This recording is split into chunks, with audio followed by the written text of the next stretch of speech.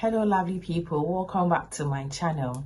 My name is Jane and I'm a registered nurse in the United Kingdom, and my channel is basically about nursing, vlogs, lifestyle, and anything interesting you could think about. So if you are new here and today is your first time, please don't forget to hit the subscribe button. Please subscribe to my channel. And to my returning subscribers, thank you for your love and support. Please leave a comment and hit the like button. So in this week's video, I'm going to talk about the updates of the WHO's Red List.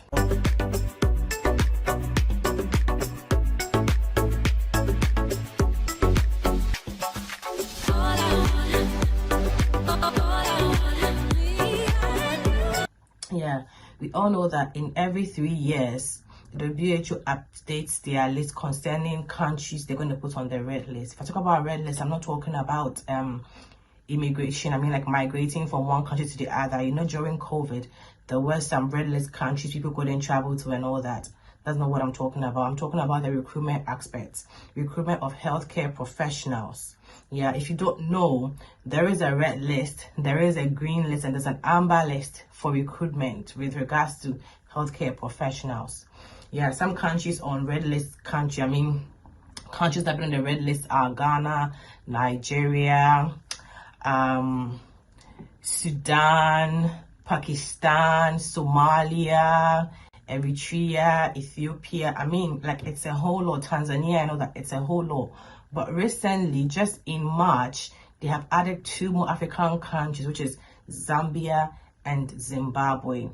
Yeah, I know it's quite hard, but do not be dismayed. If people who are on this red list countries have still been able to come to the United Kingdom, nothing stops you from coming too. Yeah, so now Zambia and Zimbabwe have been added to the red list countries. So somebody would ask, what is the reason why we have red list countries? Well, since the inception of COVID-19, the WHO brought about some rules that some countries are less developed, but it looks like the more developed countries are picking their healthcare professionals to their countries. We know COVID brought about a shortage of healthcare professionals, doctors, nurses, healthcare, social workers. All the health professions you could think about. Yeah, COVID made us know that, okay, there's really a shortage of these health professionals. So most of these super developed countries are picking these healthcare professionals from these countries. The WHO feels that they are less developed or they are still developing. So their country needs them more than you who is developed. That is why they brought about this whole red list, amber list, and green list whole sort of a thing. So now what they're saying is that you can still come to the United Kingdom, but the United Kingdom cannot actively recruit from these countries. If they talk about actively recruit, let me explain to you and read what they have written on their website to you.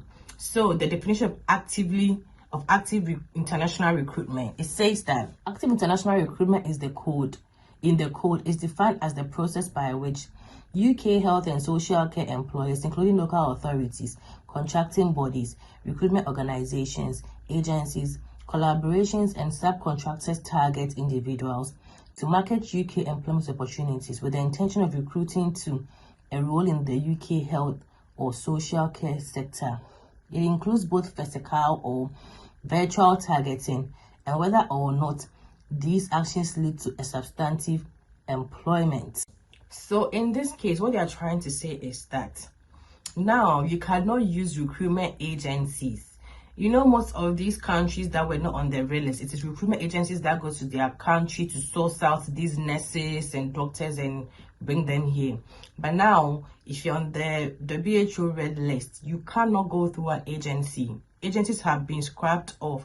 You need to go to the website yourself, do your own applications, do your CV, everything by yourself. You do not need a third party involved in this. That's what they are trying to say, that now you have to do everything yourself, which makes it a bit difficult, because assuming you're using an agency, all you will do is they would come to you, get your details, your certificates, your working experience, your information, everything, register you for the CBT, your IELTS. Once you pass, you are just on your way here.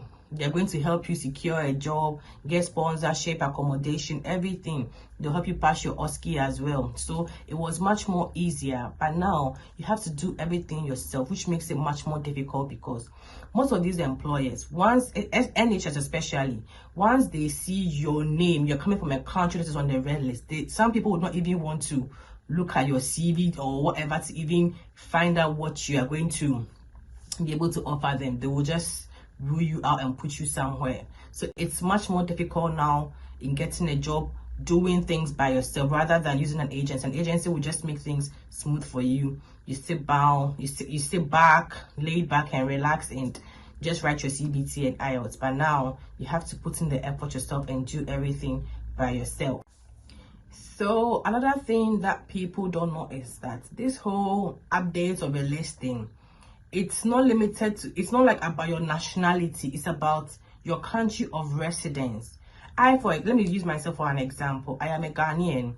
Ghana has been on the red list even before I graduated from nursing school, even before I thought of applying for a job in the United Kingdom.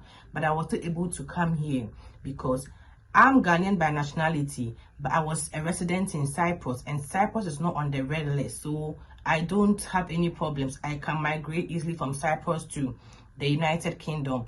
It is the same way if a Cypriot is residing in Ghana, despite the fact they are not from Ghana, but they are residents in Ghana, they are on the red list because that is where they are stationed and practicing at the moment. So that is how it works. Like, if you are from a country that is not on the red list and you are staying in a red listed country, it affects you. It is the same way if I'm from a red listed country and you're staying in a country that's not on the red list, it doesn't affect you in any way. I hope you understand. Like, the way I use myself as an example, I'm Ghanaian, Ghana is on the red list, but because I was in Europe, I was in Cyprus, it doesn't affect me in any way.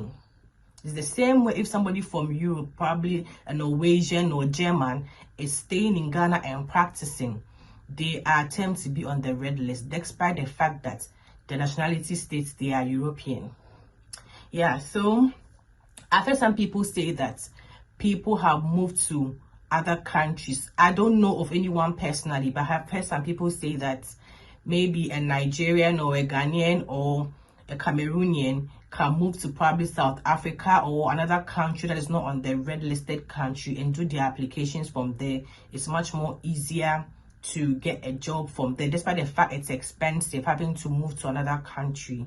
It's much more likely and easier that you get a job in the UK than applying from a red listed country. I feel like it's expensive, but if it's an assurance 100% you're going to get a job, I feel it's worth giving it a shot if you have the financial means to do the whole process. So now I'm going to give a list of occupations or a list of professionals that fall in this category with regards to this whole red listing. So, remit of the code of practice. The code of practice applies to the appointment of all international health and social care professionals in the UK, including all permanent, temporary and locum staff in clinical and non-clinical settings. This includes, but is not limited to, allied health professionals, care workers, dentists, doctors, healthcare scientists, medical staff, midwives, nursing staff, residential and domiciliary care workers, social workers, support workers.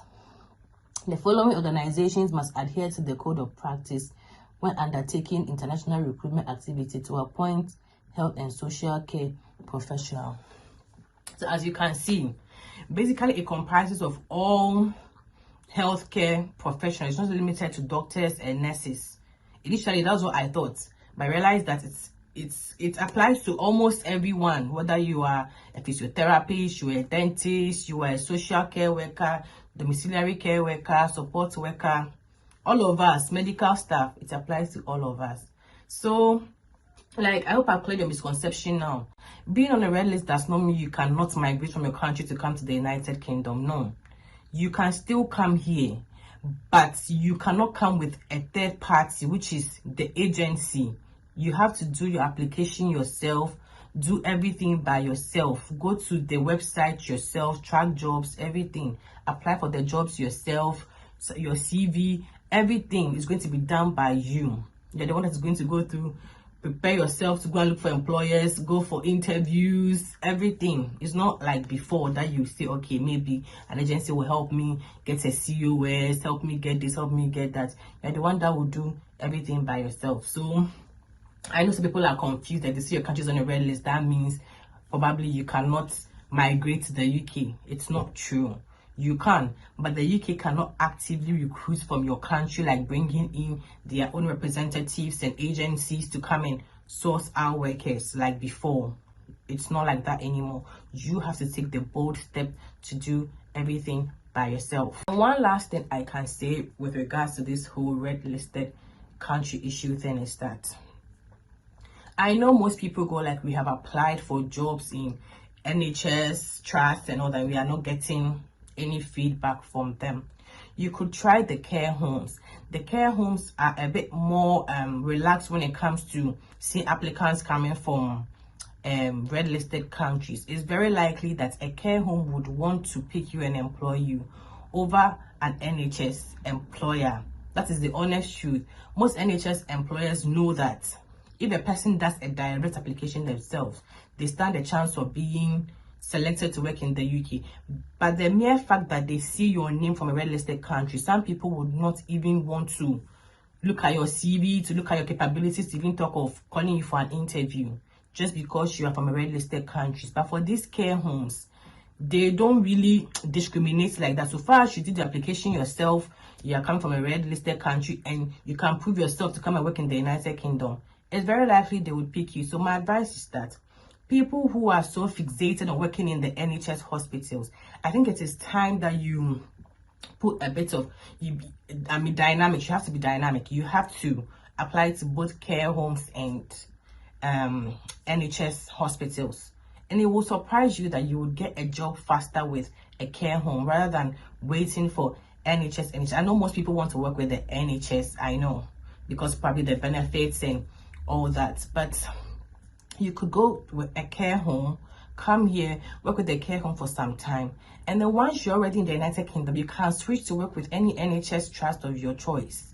This is what people don't know. You need to get into the United Kingdom first. Once you get here, you can switch to do whatever you want to do. You can choose to work with a care home, you can choose to work with a hospital, clinic, whatever you want. Even in the community, you can choose to do like switch to look for vacancies elsewhere. So this is just my little bit of advice. If you're coming from a red listed country, it is either you would move to a country that's not on the red list, which I know is not so feasible because of the expenses and everything, but if you can, you can do that to make things a bit faster for you.